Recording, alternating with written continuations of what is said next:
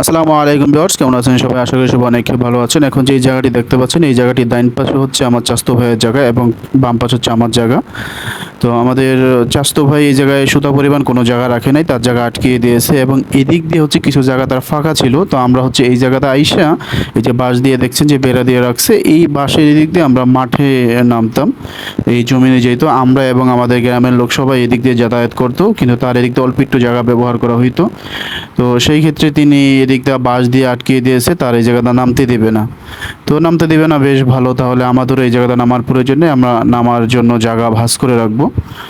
তো তার জন্য যেহেতু নামতে দিবে না, তাহলে আমাদের ব্যবস্থা আমরা করে নিই। তার জন্য হচ্ছে এই জায়গা দিয়ে আমরা কলম খাড়া করে গাঁথনি করে নিব।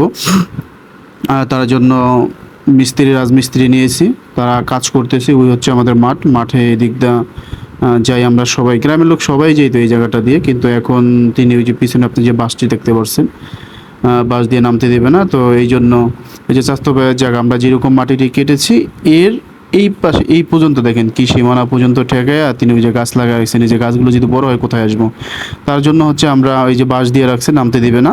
তো নামতে দেওয়া দরকার নেই, আমরা কলম দিয়ে দিছি। এভাবে একটা দুইটা তিনটা টোটালে চারটা কলম দিয়েছি। চারটা কলম দিয়ে আমরা এদিকে ইট দিয়ে গাঁথনি করে দিব। গাঁথনি করে দিয়ে আমাদের নামার প্রয়োজন নেই, আর তোমাদের এই জায়গা ব্যবহার করার প্রয়োজন নেই। এই যে পর্যন্ত হচ্ছে আমাদের গাঁথনি হবে। এখন বর্তমানে কলম দিয়ে দিছি। তো এই জায়গাটা দিয়ে যে চাস্তো ভাই আসলে মানুষকে যতই ছাড় দেয়, অতই মাথায় ওঠে মানুষকে কতক্ষণও ছাড় দিতে নাই, ওই যে তার পরিস্থিতি। তো যাই হোক, এখন তিনি এই জায়গাটা নামতে দিবে না। আর তিনি একটা সময় এই জায়গাটাই নামতেন, তেনার জমির কাজপত্র, জমিনের যত কাজকাম যা ছিল আমাদের এই জায়গা দিয়ে করে দেন। তো এখন তিনি নামতে দিবে না এবং তিনিও নামবে না, তাহলে বেশ ভালো। তো তার জন্য আমরা এই জায়গাটায় গাঁথনি করে দিব। আর এদিক দিয়ে যেহেতু বালু ভরা, এই জায়গায় আমরা কলম দিচ্ছি না। এর ওই পাশ হচ্ছে আমরা চারটা কলম দিচ্ছি। চারটা কলম দিয়ে কলমের উপর থেকে হচ্ছে আমরা গাঁথনি করে আসব। আমাদের শর্ট কলম যেটাকে বলা হয়, এই শর্ট কলমগুলি দেয়া শেষ।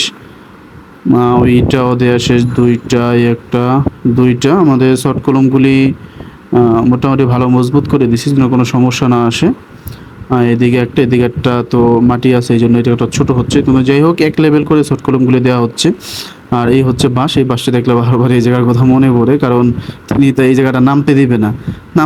তোমার এই জায়গাটা আমরা না নামলাম, আমরা ব্যবস্থা তুমি একটু বাঁশ দিয়ে আটকাইছে, আমরা পুরো ইটা দিয়ে আটকিয়ে দিছি। কারণ কিছু কিছু লোক আছে খাসরা লোক, এই চাস্তো ভাইটাকে আমরা যথেষ্ট পরিমাণ দেখতাম, যখন যা প্রয়োজন হতো দেখতাম, কিন্তু আসলে খুবই নিমক হারাম এইসব লোক, নিমক হারাম গ্রামের লোকজনগুলো আসলে। কখন আমরা হচ্ছে ওই পাশে জায়গাটা দেখাইতেছি, ওই পাশ দিয়ে নামানোর জন্য ভালো একটা জায়গা আমরা তৈরি করে নিব।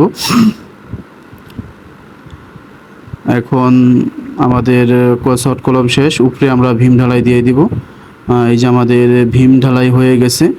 তো এখন এই ভীম ঢালাই উপর থেকে এই যে এই কলমটার ওই কলমটার এই যে মাঝামাঝি একটা ইট দেখতে পাচ্ছেন, এই জায়গাটা হচ্ছে আমরা নামতাম। আবার গ্রামের লোক সবাই নামতো ভাই, আমাদের থেকে বেশি হচ্ছে গ্রামের লোকের প্রয়োজন বেশি।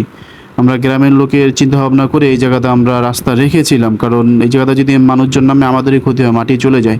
তো তারপর আমরা রাস্তা রেখেছি, গ্রামের লোক নামবে, আমরাও নামবো, ও নামবে। তো সেই ক্ষেত্রে ওর এটা সহ্যজনক হচ্ছে না, তো আমরা কলম দিয়ে পুরো আটকিয়ে দিচ্ছি। এখন এটার উপরে মোটামুটি 6টা বা 9টা ইট দিয়ে এই জায়গায় গাঁথনি করে দিব। সম্ভবত 5টা দিতে পারি, 5টা দিয়ে গাঁথনি করে দিব। ওর এই পাশে আর আসা লাগবে না, আর ওর পাশে আমার যাওয়া লাগবে না। আমরা ওই আমাদের জমিনের আরেকবার যে ভিডিও দেখালাম ওই